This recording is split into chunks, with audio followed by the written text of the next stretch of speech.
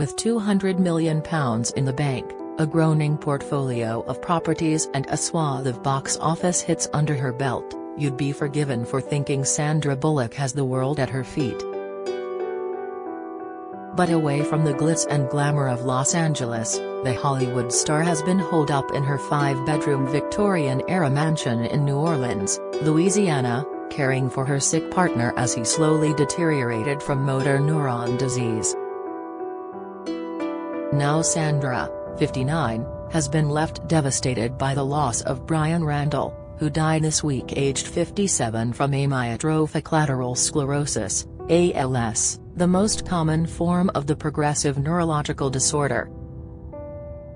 Having taken a step back from her glittering acting career over the last few years, behind closed doors the Oscar-winning star has been looking after Brian along with a team of nurses, helped by their 3 children.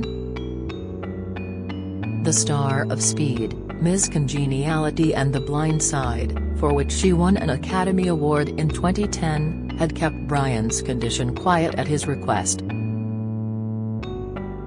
In a statement, Sandra's sister Gazina Bullock Prado praised her for the amazing way she cared for Brian in his final years, adding, "ALS is a cruel disease, but there is some comfort in knowing he had the best of caretakers in my amazing sister and the band of nurses she assembled who helped her look after him in their home." Brian's death is a devastating end to a love story that began when Sandra first met him in 2015 at her son Louis' birthday party, which he'd been hired to photograph. After they fell for each other, he slotted in perfectly with her blended family, bringing with him daughter Skylar from a previous relationship, but the actress was adamant she would never marry again after the painful split from her cheating first husband, biker Jesse James. "I am someone who went through the divorce process," she said in 2021.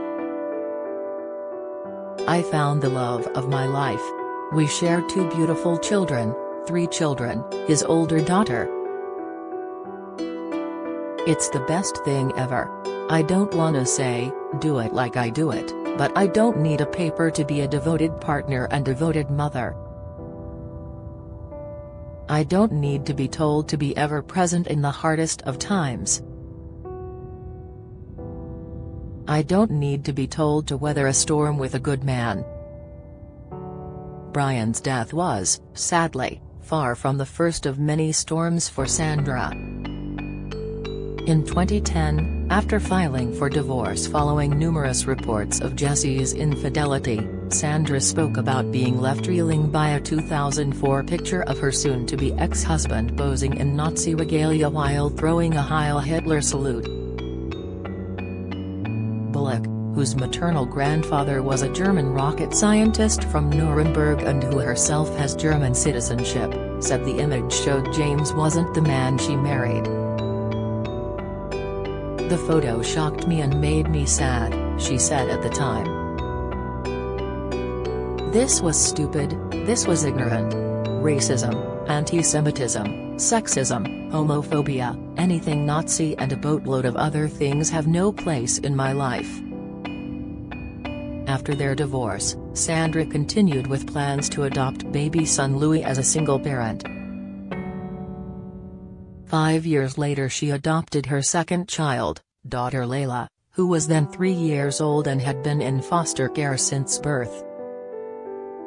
"When I look at Layla, there's no doubt in my mind that she was supposed to be here," she said, and "I can tell you absolutely, the exact right children came to me at the exact right time." Her family, she added, is blended and diverse, nutty, and loving and understanding. That's a family. With her growing fame and popularity, her Forces of Nature co-star Ben Affleck once joked that every studio executive he spoke to was going after Sandra for their lead female role. Also came obsessive fans. One stalked her across several states until she took out multiple restraining orders against him. Another, a woman, was caught lying outside her and James' Orange County home and attempted to run him over when the biker confronted her. A third stalker, Joshua James Corbett, left Sandra terrified when he broke into her LA home in 2014 and subjected her to a frightening ordeal that only ended when she barricaded herself into a closet and called the police. After breaking in through the sunroom, he had lurked inside her house for an hour while she slept. She woke up at around 1 a.m., hearing loud banging coming from within. When she got up to lock her door, she saw the intruder in the hallway wearing dark clothing. He had been loitering outside her home for several days, jotting down his obsessive thoughts about the actress and professing his love in a spiral notebook. When the police arrived, Corbett screamed, "Sandy, I'm sorry. Please don't press charges." The violation left Sandra with extreme anxiety and post-traumatic stress disorder (PTSD), and she admitted she hadn't been the same since. "My house was broken into while I was in it," she recalled. "I'm in the closet going, this doesn't end well. I'm in the closet, which is not gonna help." Louis, luckily, was away.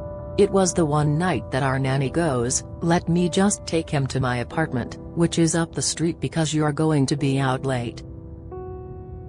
Had he been home, I would have run to the closet, which is now my official closet, but that was his bedroom, and it would have changed our destiny forever. Sandra was left with heart-stopping flashbacks that would leave her sobbing, but it was the fear of passing on her trauma and shame to her child that drove her to seek professional help. She turned to eye movement desensitization and reprocessing therapy, EMDR, a type of psychotherapy that uses side-to-side eye movements combined with structured talking therapy to help sufferers process traumatic memories. Prince Harry, too, has credited EMDR with helping him come to terms with his own childhood trauma. It was, for Sandra, a lifesaver as she had been unraveling after the home intrusion and has never been alone since that day. It also forced her to reassess her professional and private lives. Prior to the stalking incident, Louis had suffered a grand mal seizure when his temperature soared and his mum thought he was going to die. Just 2 days later, Sandra was bitten by a poisonous spider. Her hair began falling out in clumps as a result of the stressful events, and she was worried her body was at breaking point. "I was looking at my body, and I said it's going to break. It was not responding well to what was happening," she remembered. "My hair starts falling out. I have alopecia spots everywhere. I'm by the tub, laying out hair, counting, 1, 2, I literally had to take inventory. If I don't pull it together, I'm gonna die. Something is going to happen to my body that I can't control, and I can control almost everything."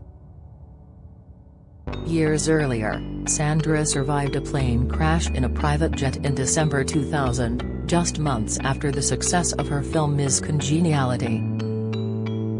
She was lucky to escape uninjured along with the 2 crew, after the runway lights at Jackson Hole Airport failed to turn on during the night landing. 8 years later, while filming romantic comedy The Proposal, she escaped death again when she and her then-husband were hit head-on by a drunk driver while traveling through Massachusetts. Seeking help meant confronting those painful memories from her younger years and past relationships, which Sandra hadn't realized were out of the ordinary. "When I got out of EMDR therapy, I realized I have surrounded myself often with unsafe people and situations and put myself there," she said. "I have no one else to blame but myself because that was the most familiar feeling I had." In 2022 she quietly announced she was taking a step back from acting to focus on being a mum to her 2 kids and stepdaughter, and, of course, to care for Brian as his health failed. "I would love to continue making films when I'm done being a mum. I'll get back to it. I don't know when. Probably when they're teenagers, solidly 16 or 17-year-olds," she explained. Sandra also gushed over her partner's role in their family, saying, "He's the example that I would want my children to have. I don't always agree with him, and he doesn't always agree with me. But he is an example even when I don't agree with him. That example is something the star must be clinging to now as she and her family come to terms with his loss."